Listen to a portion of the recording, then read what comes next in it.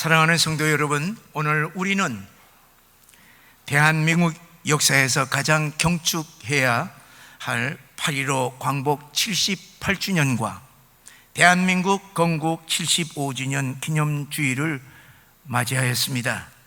하나님께서 우리 민족을 긍휼히 여기셔서 78년 전에 일제의 억압에서 해방시켜 주셨고, 그 후 3년 후에 대한민국이라고 하는 독립국가를 세워주셨습니다.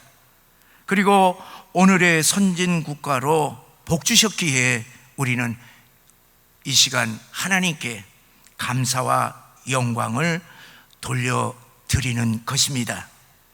사랑하는 성도 여러분, 인류 역사 가운데에 하나님이 어느 민족을 가장 사랑하시고 복 주셨습니까? 그것은 두말할 것도 없이 이스라엘 유대 민족입니다. 아브라함 이후 이스라엘 민족의 역사가 바로 하나님이 함께 하셨던 구약 성경입니다.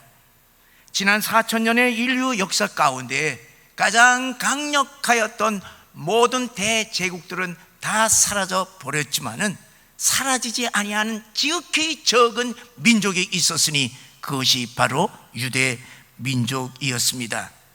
지금도 아랍 국가들에게 포위를 당하고 있고, 그리고 팔레스타인과 항상 전쟁 가운데 있지만은, 그러나 어느 나라도 이스라엘을 함부로 건드리지 못하고 있습니다. 흩어진 유대인들은 전 세계를 향하여서 빵빵 큰 소리를 치고 있습니다.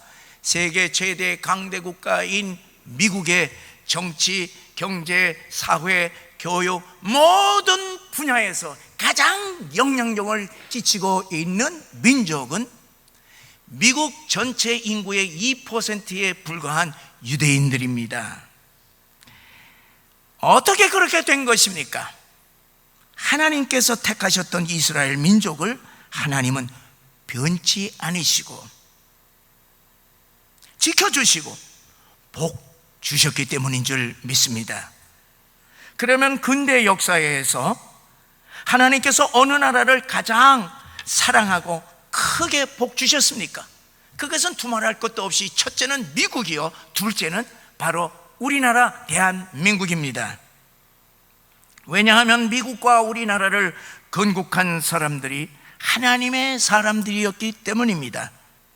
미국의 청교도들이 교회를 세우고 나라를 건국한 다음 세계 선교에 매진했습니다. 하나님은 청교도들이 나라를 세워 미국 복음화와 세계 복음화를 이끌었기 때문에 미국을 세계 최대 강대국으로 축복하신 줄 믿습니다. 우리나라도 마찬가지입니다. 조선의 기독교인들이 대한민국을 세운 다음 전국 방방곡곡에 교회를 세워가면서 복음으로 우리 사회를 변화시켰습니다. 여러분, 세계에서 가장 가난했던 우리나라가 6.25 전쟁의 폐허를 극복하고 지난 70년 만에 이렇게 경제 대국이 되고 세계 제2의 선교 대국이 된 것은 바로 하나님이 우리나라를 지극히 사랑하시고 교회를 통하여서 복 주셨다고 하는 사실을 믿으시기를 바랍니다. 1948년 건국과 함께 나라가 분단된 이래 6.25 전쟁과 수없는 북한의 도발에도 불구하고 하나님은 우리나라를 지키시며 축복하셨습니다. 또한 하나님이 앞으로 북한의 어떠한 핵 위협에도 계속해서 우리나라를 지켜주시고 어느 날 갑자기 통일을 시켜주실 줄 믿습니다. 지금 우리 한국교회가 사회적으로 위축되었다 할지라도 우리 한양교회를 포함하여 세계 선교에 열정을 쏟고 있는 한국교회들 때문에 우리 하나님은 어떠한 나라의 위기 속에서도 우리나라를 지켜주시고 복 주실 줄을 믿으시기를 주의 이름으로 간절히 축원합니다. 여러분께 질문하겠습니다. 대한민국이 기독교 국가입니까? 아닙니까? 대답해 보세요. 누구에게 물어봐도 고개를 살랑살랑 한다면 너 할 것 아니겠습니까? 그렇다면은 민족 종교이겠습니까? 그렇게 하기는 어딘지 석연치 않습니다. 자, 외래 종교라고 하면은 우리 자신의 정체성이 좀 낮춰지는 것처럼 느끼기 때문에 아무래도 우리 기분이 좀 거시기하고요. 이렇게 외래 종교라고 이제 민속 종교라고 하기에는 어딘지 아닌 것 같습니다. 그러면 여러분에게 질문하겠습니다. 불교와 유교는 외래 종교입니까? 민족 종교입니까? 원래 불교도 인도에서 왔고요, 유교도 중국에서 와서 모두 외래 종교들이지만은 정치 지도자들이 오랜 세월 동안 국교로 삼아왔기 때문에 민족 종교로 인식하고 있습니다. 사실 우리 민족의 고유 민족 종교는요, 단군 이 신화에서 비롯된 샤머니즘, 토속 종교가 우리 민족의 고유 종교인 것은 분명한 사실입니다. 자, 그러면은 우리 기독교는 어디서 온 것입니까? 미국에서 온 미국 종교입니까? 서양 종교입니까? 아니잖아요. 그러면 유럽에서 온 서양 종교입니까? 그것도 아니잖아요. 그러면은 이 유대나라 이스라엘에서 건너온 유대 종교입니까? 아닙니다. 기독교는 어느 민족에 국한된 외래 종교가 아니라고 하는 사실을 분명히 아시기를 바랍니다. 우리 예수님은 유대인으로 오셨습니다. 그럼 유대나라 이스라엘은 서양입니까? 동양입니까? 서양도 아니고 동양도 아닌 중동입니다. 중동 나라는 세계 중앙에 위치하면서 서양과 동양을 서로 이어주는 다리 역할을 하고 있습니다. 특별히 가나안 땅 이스라엘은 유럽과 아시아와 그리고 저 및 아프리카를 연결해 주는 세계 지구상의 가장 중심적인 위치에 있는 나라가 바로 이스라엘 나라인 것입니다. 에스겔 38장 12절에 보면은 에스겔은 이스라엘 백성들을 향하여서 세상 중앙에 거주하는 백성들아, 그렇게 분명하게 기록하고 있습니다. 비록 가장 작은 나라이지만은 예수님은 세계 중심에 오셔서 전 세계로 천국 복음을 전파했습니다.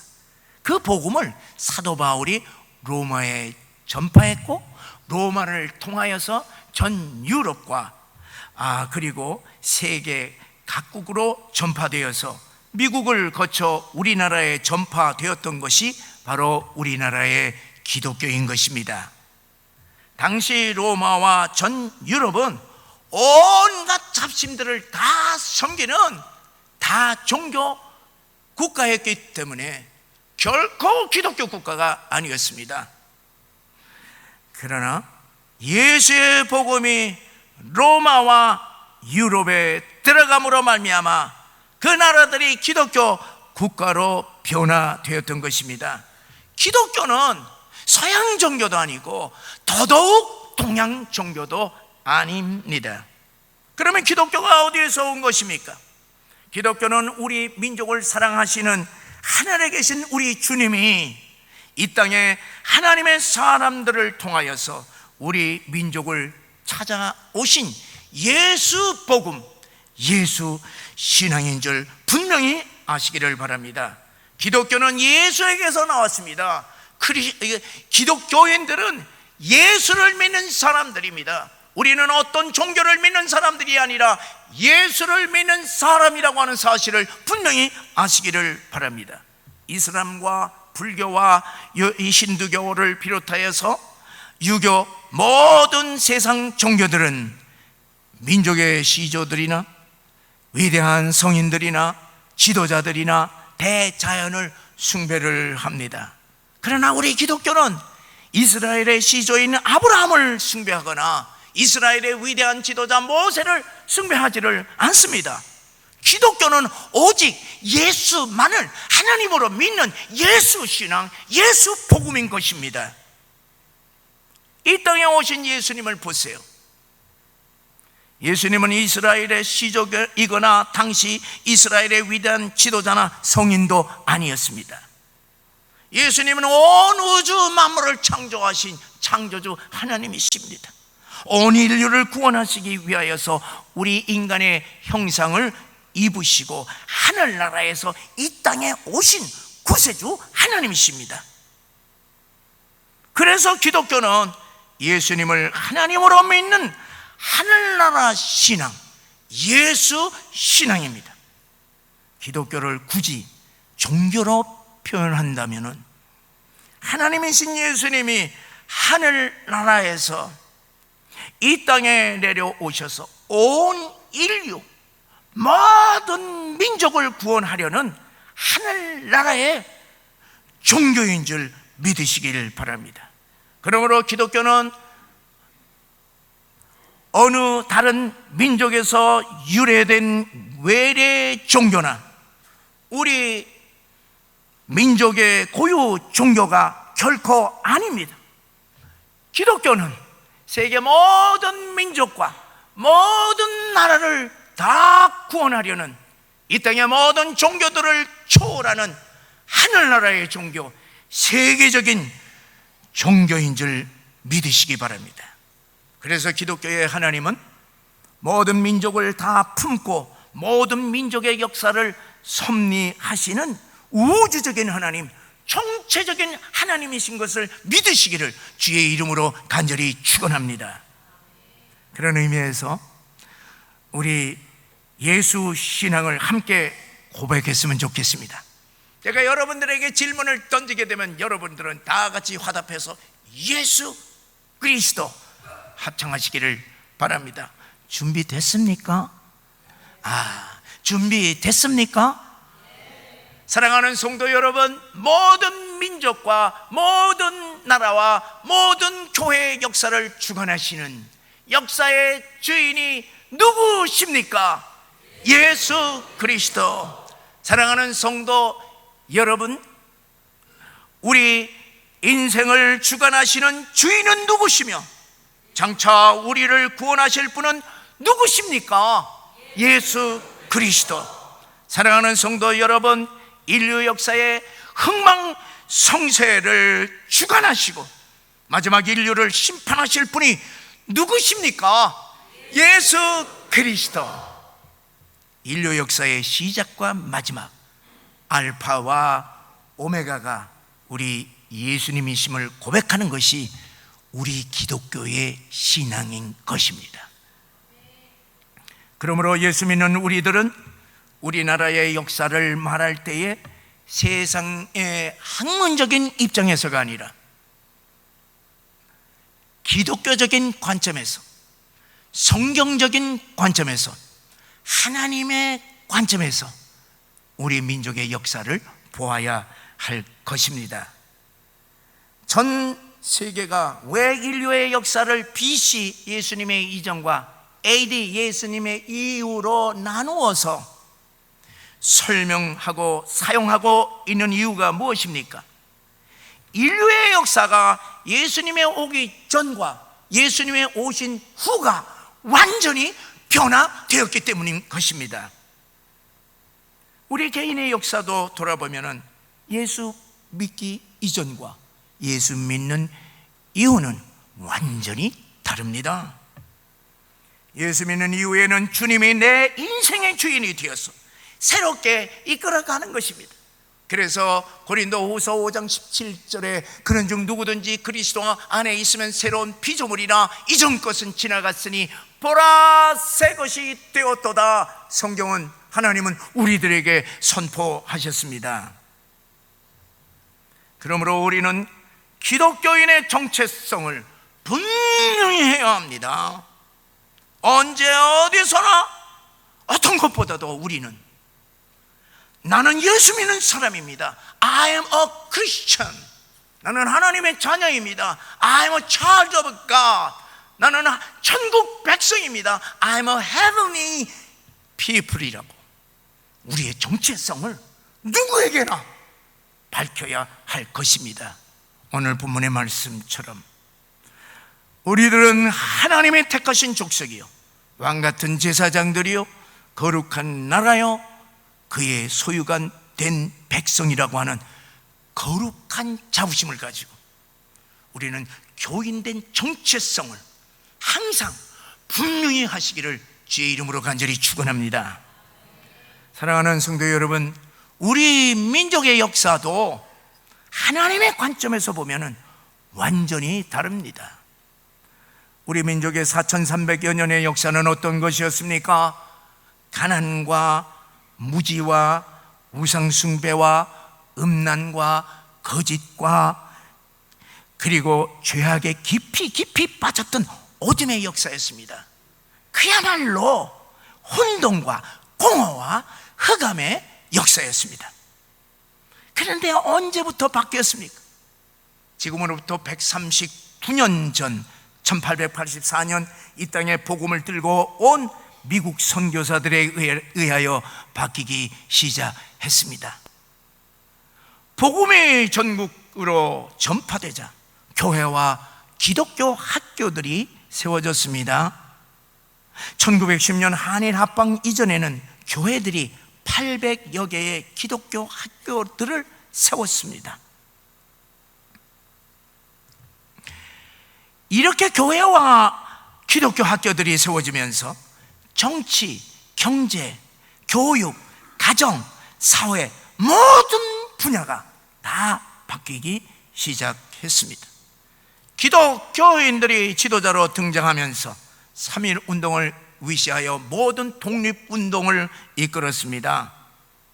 여러분, 만일 미국 선교사들이 이 땅에 오지 않았다면 우리나라는 아마 지금의 방글라데시나 미얀마나 아프리카와 같이 여전히 가난과 죄악 가운데에 방황하면서 사는 비천한 나라가 되었을 것입니다.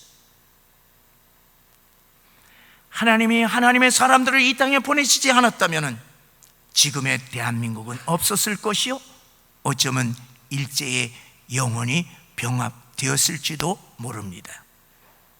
사랑하는 성도 여러분, 지금으로부터 100여 년 전 일제 탄압시대로 올라가 보십시다.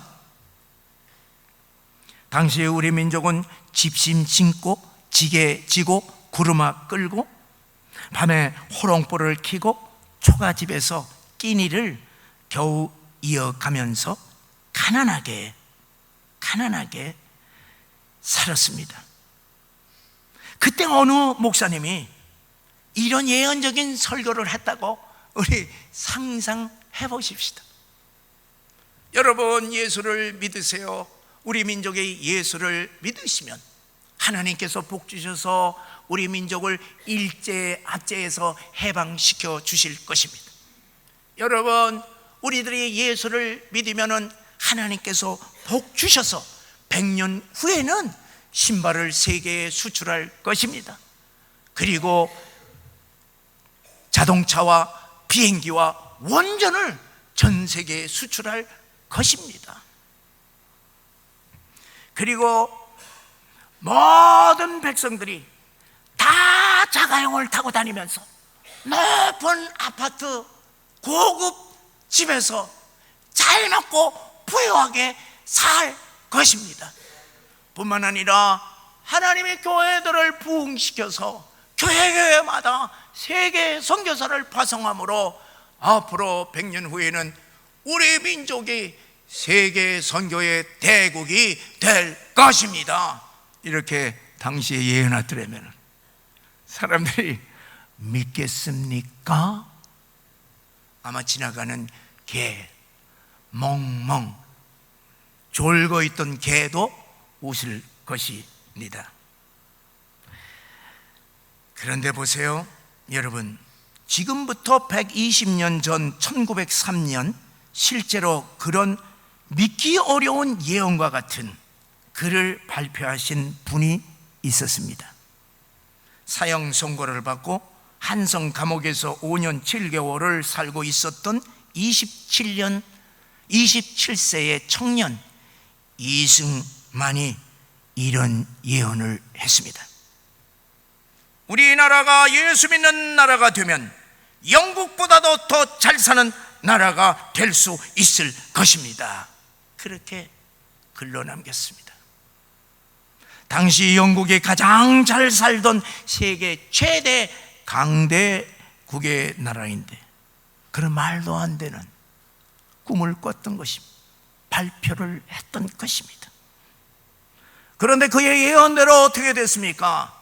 100년이 지난 지금 국민소득은 영국보다 낮지만 우리 대한민국 모든 국민들은 영국 사람들보다는 못지않게 뻥뻥거리며 잘 살고 있습니다.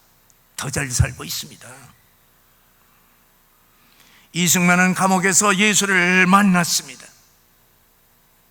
사형시의 처음 기도가 나를 구원해 주소서가 아닙니다. 오 주여 이 나라를 구원하소서, 그렇게 기도했습니다.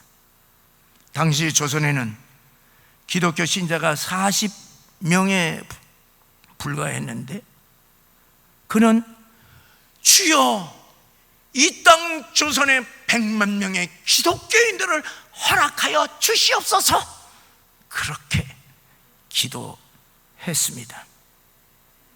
감옥에서 전도하여서 죄수와 간수들이 다 합해서 40명인데 다 예수 믿었습니다. 감옥이 예배당으로 변했습니다. 그는 전도왕이 되었습니다. 그가 수많은 많은 사람들을 전도했는데 대표적인 사람이 헤이그 밀사로 파견되었던 누구죠? 이준 열사와 그리고 조선의 스승인 월남 이상재 선생이었습니다. 이승만은 김규식, 안창호, 조만식, 이승훈 같은 기독교 민족 지도자들과 함께 75년 전 초대 대통령으로 대한민국을 건국했던 것입니다. 1948년 5월 10일에 민족 역사상 최초로 모든 국민이 투표하여 198명의 국회의원을 선출을 했습니다. 80%가 목사, 장로, 기독교인들이었습니다. 재헌국회에서 국회의장으로 선출된 이승만은 개원연설을 합니다. 우리나라의 민주주의 국가가 탄생하게 된 것은 사람의 힘으로 된 것이 아니라 하나님의 은총과 도우심으로 성취되었습니다. 신앙 고백을 했던 것입니다. 그리고 종로에서 당선된 감리교 목사인 이윤영 의원에게 이승만 국회의장은 개원 기도를 부탁했습니다. 이 목사는 대한민국이 기독교 정신에 입각한 기독교 나라가 되게 하소서 간절히 기도했던 것입니다. 철저한 반공주의자인 이승만 대통령은 1948년 8월 15일 건국일에 4대 건국 이념을 공표했습니다. 첫째는 자유민주주의, 둘째는 시장경제체제, 셋째는 한미동맹, 넷째는 기독교 입국론입니다. 사랑하는 성도 여러분, 선진국이 된 오늘의 대한민국을 보세요. 이승만 대통령의 건국 이년처럼 우리나라는 자유민주주의 체제에 가여서 모든 국민들이 지금 자유를 누리고 있지 않습니까? 그의 건국의 이념대로 우리나라 기업들이 국내와 국외로 마음껏 뻗어나가며 자유롭게 경제 활동을 펼쳐서 경제 대국을 이루지 않았습니까? 그가 체결한 1953년 한미 동맹 조약 때문에 지난 70년 동안 북한의 어떠한 무력 도발과 핵 위협에도 우리 한반도는 평화를 지금 유지하고 있지 않습니까? 초대 대통령이 이승만이 없는 오늘의 대한민국은 상상할 수가 없습니다. 그럼에도 불구하고 지난 75년 동안 그에 대한 부정적인 역사 평가는 참으로 모든 국민을 부끄럽게, 붉게, 부끄럽게, 짝이 없게 만들고 있습니다. 대통령으로서 누구나 공과 과가 다 있습니다. 공과를 비교할 때 공은 8이요, 과는 이 정도에 불과하였던 초대 대통령에 대하여서 독재자로 낙인을 찍어버려서 대한민국은 그동안 국부가 없는 나라가 되었던 것입니다. 여러분, 우리 가정을 보세요. 아무리 형편없는 아버지라 할지라도 자식들은 우리 자식들을 낳아주었기 때문에 자녀들만큼은 아버지를 아버지라고 부르는 것이, 이것이 자식의 도리요 인간의 도리인 것입니다. 그런데 하물며 이 나라를 건국하였던 초대 대통령을 국부라 부르지 못하였던 것은 우리는 정말로 부끄럽기 그지없습니다. 역사를 왜곡해도 분수가 있게 왜곡해야 되는데 이 역사가 지금 수정되고 있으니 너무나 다행스럽습니다. 올해 다행스럽게, 참으로 다행스럽게 초대 대통령의 업적을 기리는 기념관을 세우기는 운동을 하고 있으니 참으로 감사한 일입니다. 특별히 우리 기독교인들은 우리나라를 기독교 국가로 세우고자 초대 대통령으로 가는 곳곳마다 목사를 세우고 교회를 세웠던 이승만 대통령의 기독교 운동에 대하여서는 우리는 높이 평가하고 존경해야만 할 것입니다. 그는 군대에 가면은 군목과 군대교회를 세웠습니다. 경찰서에 가면은 경목과 교회를 세웠습니다. 병원에 가면은 원목과 교회를 세웠습니다. 학교에 가면 교목과 교회를 세웠습니다. 대한민국 국민들이 가는 곳곳마다 목사를 만나고 복음을 들을 수 있게 만들어 주었던 것입니다.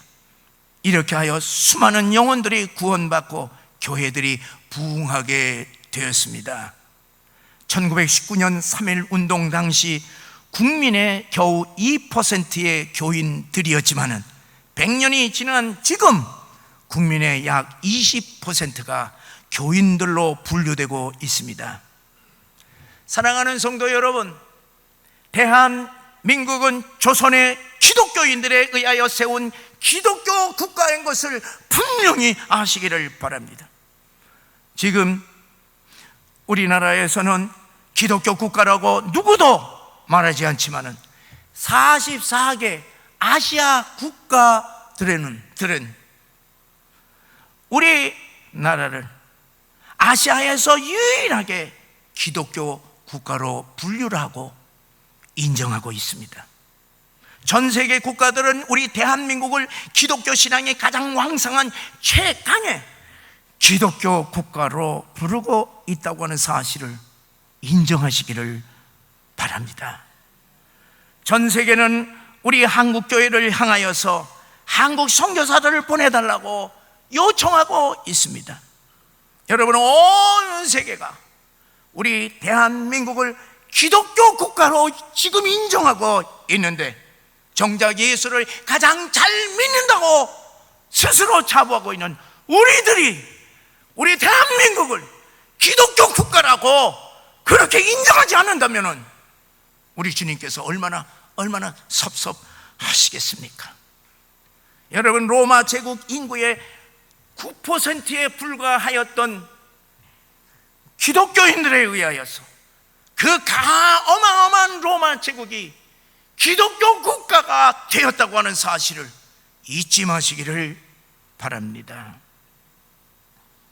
사랑하는 성도 여러분, 출애굽을 하여서 시내산에 이른 이스라엘 200만 민족을 향하여서 하나님은 이렇게 선포하셨습니다. 우리 다 같이 읽어보시겠습니다. 세계가 다 내게 속하였나니 너희가 내 말을 잘 듣고 내 언약을 지키면은 너희는 모든 민족 중에서 내 소유가 되겠고 너희가 내게 대하여 제사장 나라가 되며 거룩한 백성이 되리라. 너는 이 말을 이스라엘 자손에게 전할지니라. 베드로는 오늘 본문에서 박해를 피하여서 예루살렘을 떠나여서 소아시아 지역으로 흩어져 있는 초대교회 성도들을 향하여서, 그 연약한 성도들을 향하여서 오늘 출애굽의 말씀처럼 너희는 택하신 족속이요 왕같은 제사장들이요 거룩한 나라요 그의 소유된 백성이라고 선포하셨습니다. 출애굽의 너의 출신인 출애굽의 백성들과 흩어져서 연약해서 고통 가운데 살고 있는 성도들이 어떠한 특별한 세상적인 지위와 자격이 있어서가 아니라 하나님이 그들을 제사장 나라로, 제사장들로 불러주셨기 때문인 줄 아시기를 바랍니다.